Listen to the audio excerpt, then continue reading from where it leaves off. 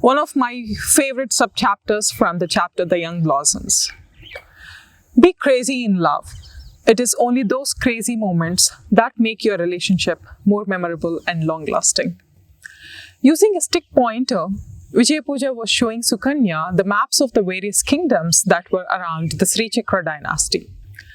Vijay Pooja says, "We do not have any threats from these 6 kingdoms that have come to the dining today, but the King Bruhu sounds fishy in his words. His words sound very sugar-coated. Also, we may expect a threat from the kingdom Arshu, as he has been competitively developing war weapons in comparison with ours. Besides, I have sold 2 of his spies. They're not willing to utter a word, but soon they will disclose everything." Sukanya replies, "Don't you ever think for a second about your personal life? I have been observing." On the other hand, our great princes dynamically walked till the balcony of their palace. Looking at all the sights, all of a sudden, they jumped down the palace from the balcony. Pravrit says, "Why did we jump? We are no more in the ashram. We can walk around at any time. We are princes." Maurya Vamsi replies, "Yeah, I totally forgot." The 2 princes stood up like young lions and walked towards Pooja's room. The 2 princes from a distance signaled to the guards standing in front of Pooja's room to leave. Obeying the prince's order, the guards walked away.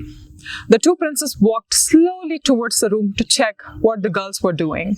Vijay Pooja: "Sukanya, I have something very important to say. That very girl Chitramala was intruding at the private conversation of..." Sukanya was listening to Pooja and painting on the canvas. Vijay Pooja heard someone walking towards their room. Sukanya replies, "Conversation of whom?" Vijay Pooja signals silence from Sukanya. Sukanya asks, "What happened?"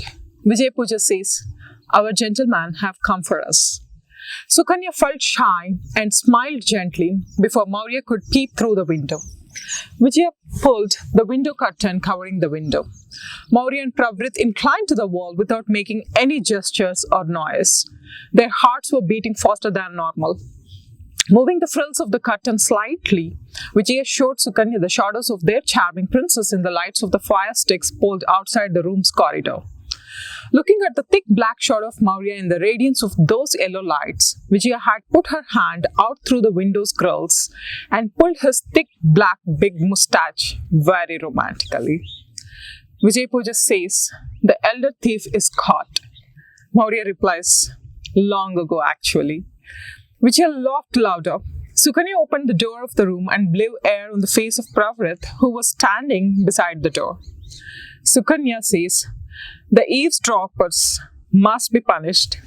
Pravrit moved very close to Sukanya that even air couldn't pass through them. Pravrit says, "Yes, my princess, you can punish me now."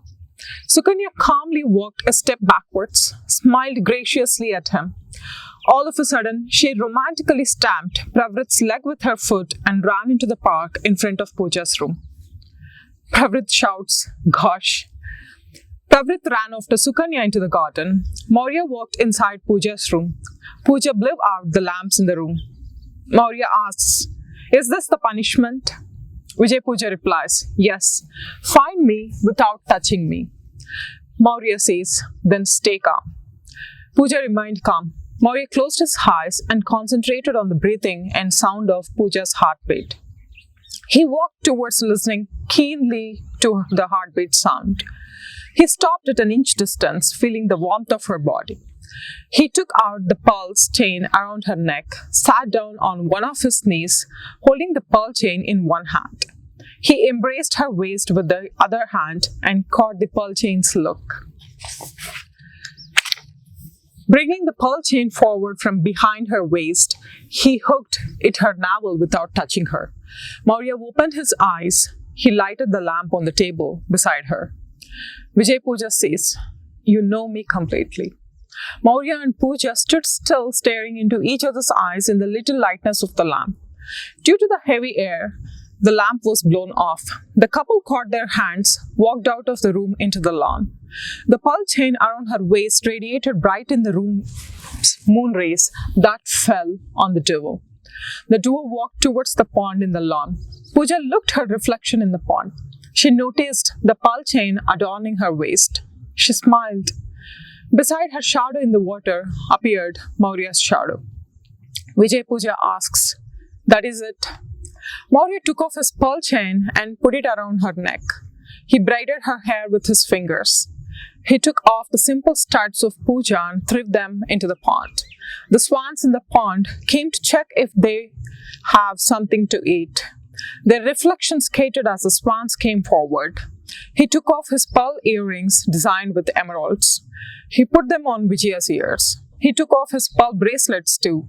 He sat down, supporting himself on his right knee, and took Pooja's feet one after the other, placed on his knee, and decorated her anklets with his bracelets. He took off his diamond finger ring and had put on her left hand's ring finger. He took off his other pearl's finger ring and put it as her nose stud. Vijay Pooja, describe, how do I look in your eyes? Maurya Vamsi stood in front of Vijay Pooja. She stared into his eyes and found her face so beautiful in his eyes pupils. She stood stunning, look at her beauty in his eyes. She smiled shyly. Maurya kissed Pooja on her forehead. Maurya Vamsi, you are my queen. Maurya sat down on the rock near the pond. Pooja sat by his side on the rock, laid her head on his shoulder, held his hands tight with hers. Both of them looked at their reflection in the water that became still as the swans were resting just like the duo. From Parijata's palace, Padmini was watching these lovebirds. On the other hand, proving Vijay Pooja's suspicion right, Charumati, the only daughter of Gorakhant, started her voyage on her horse to the kingdom Vasumati to meet the king Prayag.